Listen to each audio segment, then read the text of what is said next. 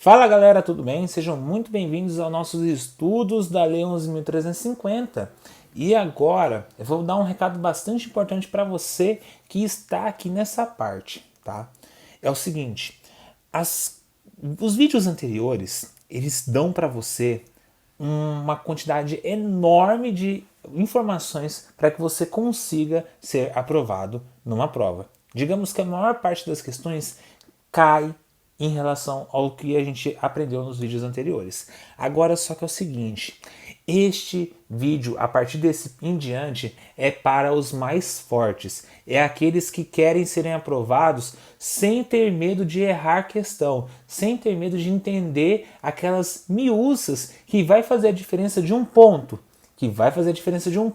e que pode ser determinante para que você seja classificado. Então, eu não quero desânimo, eu quero ânimo, eu quero motivação para que você consiga pegar muito bem a partir de agora, tá? O assunto não é complexo, a gente vai passar de uma forma bem rápida até, mas que você precisa deixar, não precisa que você precisa estudar e não deixar de lado este tema, tá? Porque pode ser determinante sim para que você consiga uma maior classificação, beleza? Então vamos lá, gente.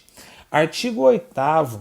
Os agentes comunitários de saúde e agentes de combate às endemias admitidos pelos gestores locais do SUS e pela FUNASA, na forma do disposto do artigo 4º do parágrafo 4º do artigo da Constituição, submetem-se ao regime jurídico estabelecido pela consolidação das leis do trabalho, salvo se no caso dos estados, Distrito Federal e dos municípios, lei local dispuser de forma diversa.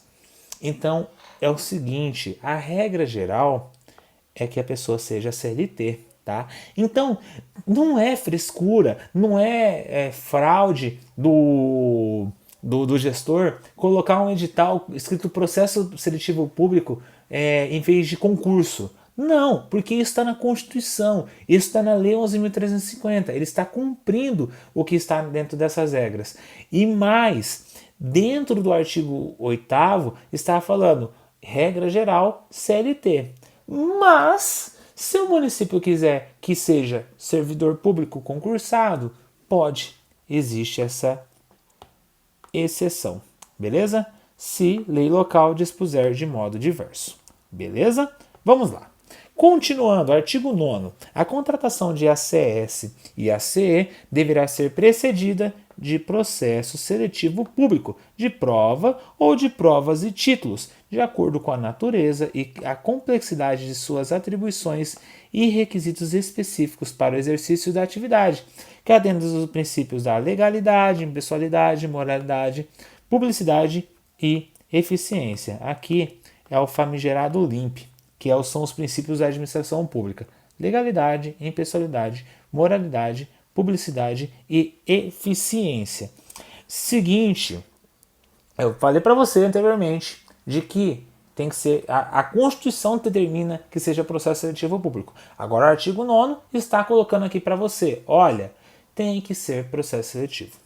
Beleza? Então temos aqui mais uma regra afirmando sobre isso, mas que seja feito dentro dos parâmetros de como se fosse um concurso público. Porque todas essas regras aqui que eu coloquei, ó, de provas e títulos, estão previstas lá por volta do artigo 37 a 38 seguintes da Constituição Federal, que trata sobre os servidores públicos. Trata sobre regras de concurso público. Então, é só um nome que é diferente para atender aqui alguns requisitos que a própria Constituição estabeleceu, beleza? Caberá aos órgãos ou entes da administração direta dos estados, do Distrito Federal ou dos municípios certificar em cada caso a existência de anterior processo de seleção pública para efeito da dispensa referida no parágrafo único do artigo 2º da Emenda Constitucional 51 de 2006, considerando-se como tal aquele que tenha sido realizado com observância dos princípios referidos no caput. Que princípios que são esses? Os princípios do OLIMP. Seguinte, para você entender o que está falando aqui, muitas pessoas foram aprovadas como agentes comunitários, agentes de endemias, de uma forma meio assim precária, né? Então, não tinha nome de concurso, não tinha nome de processo. Às vezes era uma provinha lá que era feito e a pessoa era chamada e tomava conta do cargo. Essa emenda constitucional de 51 de 2006, ela tratou de ratificar esses trabalhos e dar uma segurança jurídica para quem já estava atuando no cargo de agente. Então, o que aconteceu? As pessoas que foram feitas, foram participar de provas que tinham muita cara de concurso, com prova, com critérios bem objetivos, atendendo aos princípios da administração pública, de impessoalidade, moralidade, publicidade, enfim, elas foram, digamos, convalidadas dentro dos seus cargos para que pudesse ter como se tivesse participado de um processo seletivo público ou um concurso público. Ah, Gustavo, mas isso está errado. Não pode ser feito. Gente, foi feito através de emenda constitucional. Tá? Então, a força normativa que isso aqui tem é absoluta. Tá? Então, quem entrou antes de 2006 para uma provinha é como se fosse concursado, beleza? É isso que a regra está querendo dizer. E quem que vai verificar se a pessoa está atendendo os requisitos? Os órgãos e os entes da administração pública, que seria no caso, por exemplo, se a prefeitura contratou uma pessoa para trabalhar dessa forma, vai ser ela que vai ter que ser responsável em verificar se ela atende os requisitos da emenda constitucional, beleza? O tempo prestado pelos agentes comunitários de saúde e pelos agentes de endemias enquadrados na condição prevista do parágrafo 1º, independentemente da fórmula de vínculo, desde que tenha sido efetuado o devido recolhimento da contribuição previdenciária, será considerado para fins de concessão de benefícios e contagem recíprocas pelos regimes previdenciários. Isso aqui é uma garantia que está dando para a pessoa que estava, entre aspas, precário, para que ela consiga a sua tão sonhada aposentadoria e possa ser contado o tempo anterior, beleza?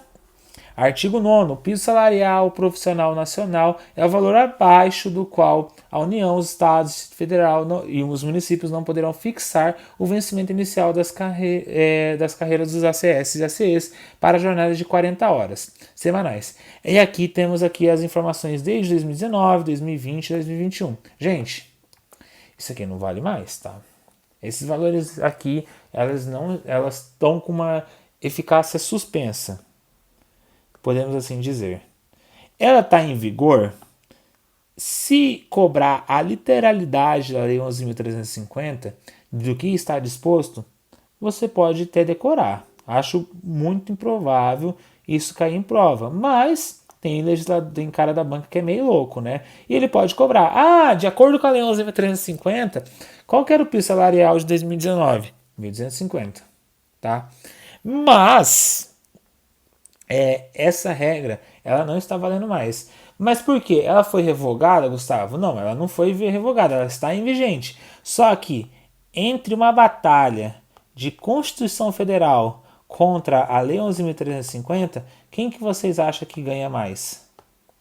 Gente, claramente a Constituição Federal. E lá na Constituição Federal determina que os ACS e ACEs têm que receber como teto mínimo de 2 salários mínimos. Com certeza, bem maior do que esses R$ 1.550, né? Então, essa regra aqui não está mais em vigor, tá?